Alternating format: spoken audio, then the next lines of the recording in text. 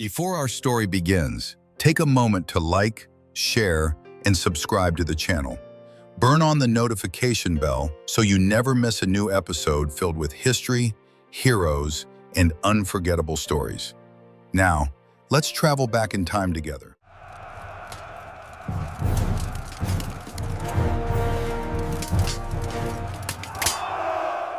Imagine a land where thick forests stretch farther than the eye can see, where rivers wind like silver ribbons across green valleys, and where castles sit proudly on hilltops, watching over the people below. Long ago in Europe, more than 400 years before today, two great lands lived side by side, the Kingdom of Poland and the Grand Duchy of Lithuania. They were neighbors, friends, and sometimes a little nervous about the dangers around them. In those days, the world could be a very fierce place. Powerful armies marched across borders, knights in heavy armor rode into battle, and faraway kingdoms plotted to grow bigger and stronger. Charge! Break their ranks! Push forward to the gate! Poland was known for its open fields, bustling towns, and people who loved freedom and debate. Lithuania was famous for its mighty forests, brave warriors, and enormous size. It was one of the biggest countries in all of Europe. But even the strongest countries sometimes need a helping hand, and both Poland and Lithuania faced dangerous enemies who wanted to take their land. To the north were the Teutonic Knights, fierce warriors in white cloaks marked with black crosses. To the east rose the growing power of Muscovy, a rising kingdom that dreamed of expanding its borders. And all around, smaller conflicts and old rivalries made life uncertain.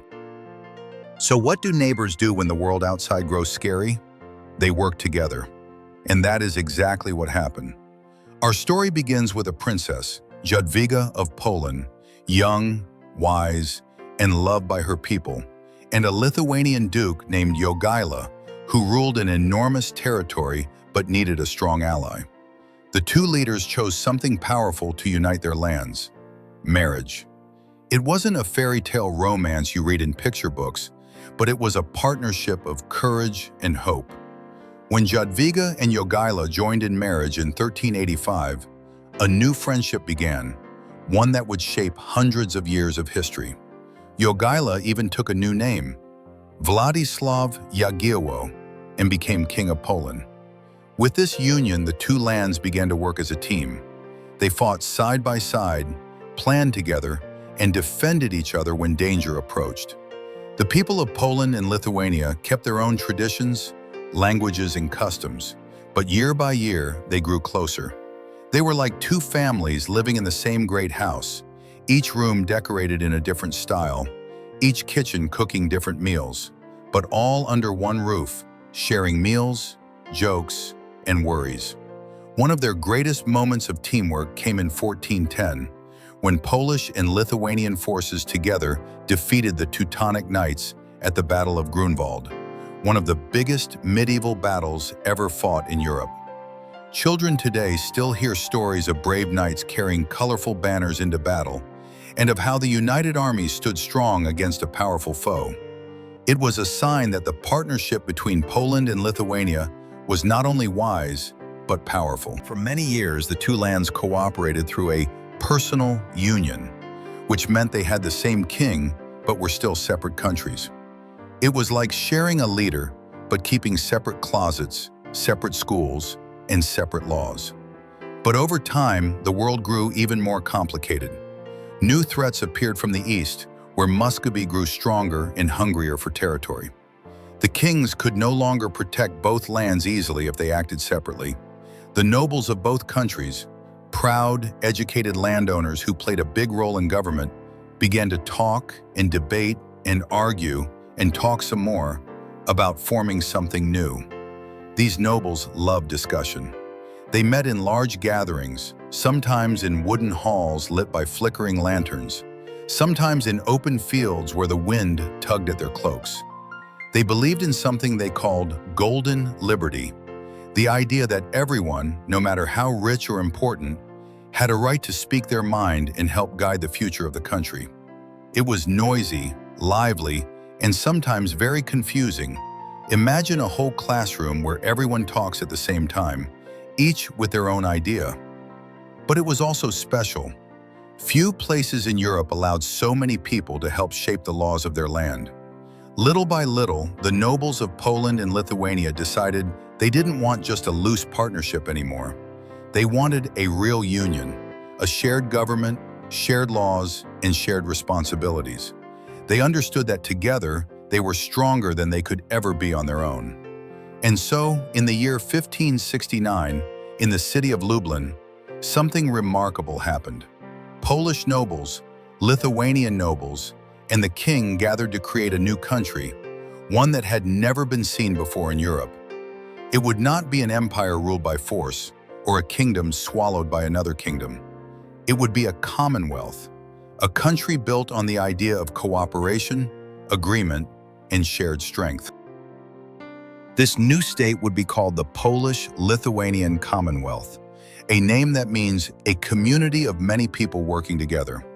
It would stretch from the Baltic Sea to the far edges of today's Ukraine, covering forests, rivers, lakes, and cities filled with people of many languages and many beliefs. It was a place where Catholics, Orthodox Christians, Protestants, Jews, Muslims, and many others lived together in surprising harmony for that era. It was a place of markets and festivals, of scholars and soldiers, of farmers and musicians. It was a place that believed, at least at its best moments, in the power of cooperation and shared liberty. Let every voice be heard, for that is the strength of our republic. But what of our grievances against the system? Hear him out! When the sun rose on the new Polish-Lithuanian Commonwealth, people across the vast land woke to a country unlike any other in the world. It stretched farther than a horse could travel in many days, from the chilly shores of the Baltic Sea to the warm, rolling plains of today's Ukraine. And now, after the Union of Lublin, it had become a single state, one king, one parliament, one great community of many cultures. Children listening to this story may imagine a huge patchwork quilt, different colors, patterns, and fabrics, all stitched together to create something beautiful and strong. But what made the Commonwealth truly special was not just its size, it was the way it was governed. At a time when many countries were ruled by kings who made decisions alone, the Commonwealth chose to be a noble republic. That meant that thousands of nobles, men who owned land and farms, had the right to speak, vote, and help run the country. And they took this responsibility very seriously. A big wooden hall filled with hundreds of nobles in bright capes and feathered hats, talking loudly, arguing politely, or sometimes not so politely, waving their hands and debating laws for hours and hours. This gathering was called the Sejm, the Parliament of the Commonwealth. It wasn't always organized, but it was full of energy, ideas, and voices from every corner of the land. Some came from the forests of Lithuania. Others arrived from Polish towns with red rooftops and busy marketplaces. Some traveled days from faraway Ruthenian lands, places we now call Belarus and Ukraine, bringing news of river villages and fertile farmlands. These nobles believed in something they proudly named Golden Liberty. It meant they wanted to protect their freedoms and ensure no king could become too powerful. It also meant that every noble, not just the rich ones, had a say in the future of the country.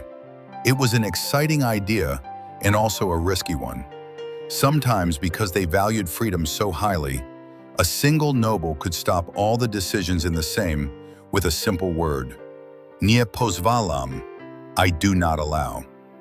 This was called the liberum veto, and though it was meant to protect fairness, it would later cause many problems. But for now, in the early years of the Commonwealth, it was seen as a symbol of pride. Alongside all this political excitement, the Commonwealth became known for something else even more surprising: religious tolerance. Imagine walking through a 16th century town. You might hear church bells ringing above red brick buildings. A few streets away, you could see a wooden synagogue with stars carved into its beams.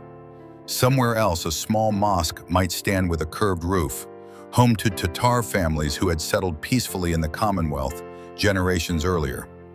Then, not far away, a quiet monastery could be nestled between orchards, where monks read thick books by candlelight.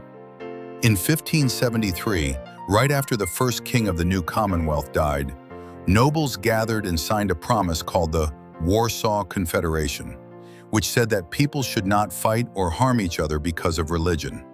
It was an extraordinary moment in European history, a bright star of peace in a time when other countries often battled over faith. Children, farmers, merchants, nobles, everyone could see neighbors of different beliefs sharing the same streets, the same fields, even the same stories and songs. Trade and learning blossomed as well. The Commonwealth grew rich, selling grain, lumber, and furs to countries across the sea. Boats loaded with wheat drifted down the wide Vistula River to the vibrant port city of Gdansk, where merchants from England, Holland, and other faraway places came to buy supplies. The countryside was dotted with windmills, cottages, and marketplaces buzzing with life. Meanwhile, cities like Krakow, Warsaw, Vilnius, and Lviv became centers of art and knowledge. Scholars studied astronomy, medicine, and philosophy. Young students copied books, argued about ideas, and wrote poetry. In Jewish communities, great rabbis taught lessons that are still read today. In Lithuanian towns, scribes recorded stories of old battles. In Ruthenian villages, painters created bright icons that glowed with golden color. Yet for all its beauty, the Commonwealth was not a land without challenges. While nobles enjoyed tremendous freedoms, many ordinary peasants lived hard lives on farms, working long hours under tough conditions. Big landowners became very wealthy, and in some places, the rights of peasants gradually became more limited. But in many other countries, ordinary people had even fewer rights, so the Commonwealth still stood out as a place where different groups mixed more freely than elsewhere. Despite the difficulties, people continued to build, create, and live their lives with energy and hope. They married, raised children, traded goods, sang songs, and celebrated holidays with colorful costumes, roasted feasts, joyful dances, and games passed down from grandparents. Meanwhile, kings came and went. Some were strong and wise, others struggled. But the Commonwealth continued to grow and shine. One of the most dazzling symbols of the Commonwealth's strength during this era was its famous cavalry, the Winged Hussars. Though they played a larger role later, they already existed in these early years, riding swift horses and carrying long lances. On parade, they wore great wings, feathered frames that fluttered behind them like the wings of giant birds. When children saw them, they gasped. When enemies saw them, they trembled. By the early 1600s, the Commonwealth had become one of the biggest countries in Europe. It balanced many cultures, languages, and beliefs: Polish, Lithuanian, Ruthenian, Jewish, Tatar, German, Armenian, and more, all living under one shared sky. It was not a perfect country, but it was a remarkable one, a place where discussions lasted long into the night, where libraries welcomed students, and where brave riders patrolled vast borders. But as the Commonwealth grew stronger and prouder, storms began to form on the horizon. To the north, Sweden watched hungrily. To the east, Muscovy sharpened its ambitions. Inside the Commonwealth itself, great landowners began to gain more and more power, which sometimes made working together harder. And beyond the fields of the southeast, deep in the wide Ukrainian steppe, new voices were rising. The Cossacks, fierce warriors who wanted more independence and respect. Their story would shape the future in ways no one could yet imagine. For now, though, the Commonwealth glowed with energy, a spirited, bustling republic with many voices and many dreams. Its golden age would shine for only a little while longer. Forward, men! To victory!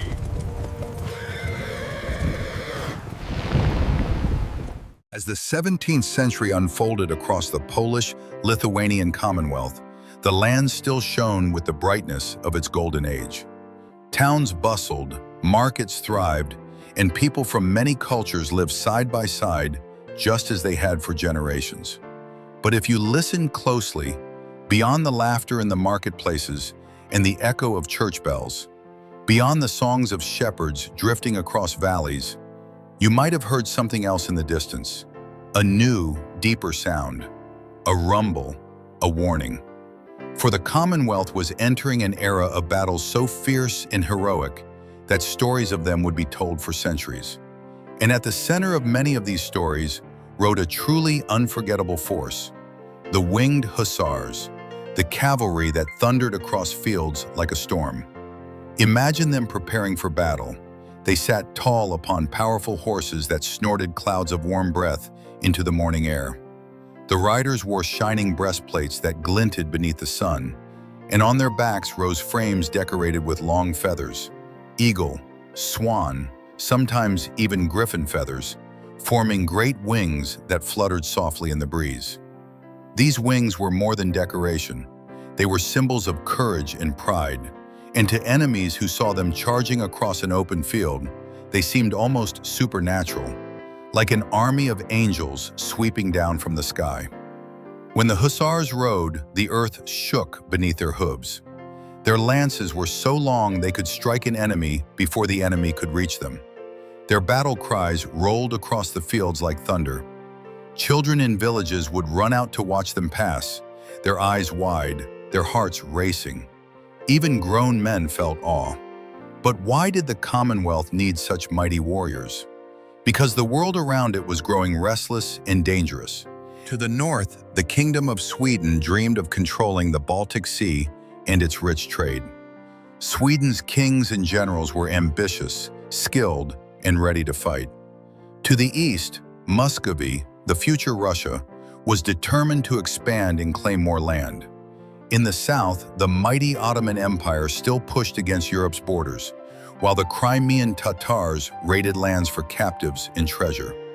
And inside the Commonwealth, proud and fierce warriors known as Cossacks lived in the broad Ukrainian plains. Although they served the Commonwealth at times, they also wanted freedom and recognition. And if they felt ignored, they did not stay quiet for long.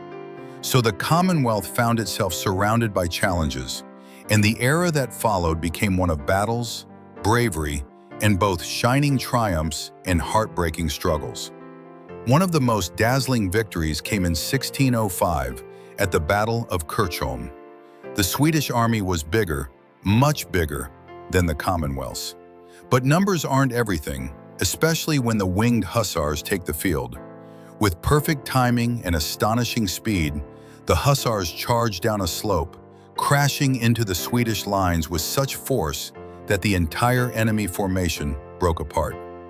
It was a victory that echoed across Europe. Soldiers in distant lands told the tale, marveling that a smaller army could triumph so completely over a larger one. Another stunning moment came a few years later, in 1610, at the Battle of Kluzen, where a brave commander named Hetman Stanislaw Żółkiewski led his men against an army of Russians and Swedes combined. Once again, the Hussars charged, and once again, they shattered their enemies. The victory was so complete that the Commonwealth's army marched all the way to Moscow and briefly placed a Polish prince on the Russian throne. For a moment, it seemed as though the Commonwealth might shape the future of Eastern Europe itself. But victories alone cannot protect a nation forever. The Commonwealth was enormous, and its government, based on cooperation and debate, sometimes struggled to act quickly.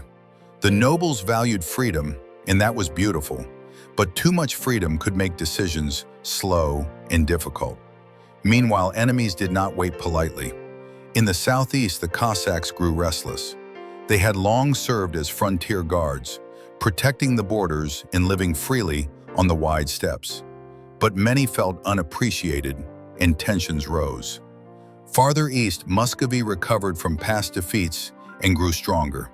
Sweden, too, watched carefully, preparing for future battles. Still, despite all these challenges, the Commonwealth thrived for a time. Its soldiers fought bravely in many battles. Its cities bustled with life. Scholars wrote books, and families told stories by firelight. In the evenings, noble families gathered in manor houses to listen to traveling musicians, while peasants in villages danced under the stars to the sound of fiddles and drums. It was a land full of color and hope, even amid its struggles. But just as clouds slowly gather before a storm, trouble began to rise across the horizon. One conflict sparked another, and small sparks became large fires. The Cossacks, feeling mistreated, rebelled. The rebellion spread across the Ukrainian lands like a wave, catching the Commonwealth off guard. At the same time, Muscovy pushed from the east, and then Sweden, once defeated, returned stronger than ever. This would all soon erupt into one of the hardest, darkest times the Commonwealth had ever known. But that story belongs to another hour. Imagine the Commonwealth standing tall, proud, shining, and brave, with its famous Winged Hussars guarding its borders. They do not yet know the storms that are coming, but they are ready to ride whenever the call arises. Their armor glitters in the sun, their feathers rustle in the wind, and their horses paw at the earth, eager to charge once more. The land they protect is beautiful. The future they face is uncertain, and the next chapter of the story will test them as never before. And so our story pauses here, with thunder still echoing from the hooves of the Winged Hussars, and new challenges waiting beyond the horizon. If you enjoyed this journey through history, don't forget to like, share, and leave a comment. We love hearing your thoughts. Be sure to subscribe and turn on the notification bell so you won't miss the next episode, where storms will shake the Commonwealth like never before. Until then, keep your curiosity alive. See you in the next episode.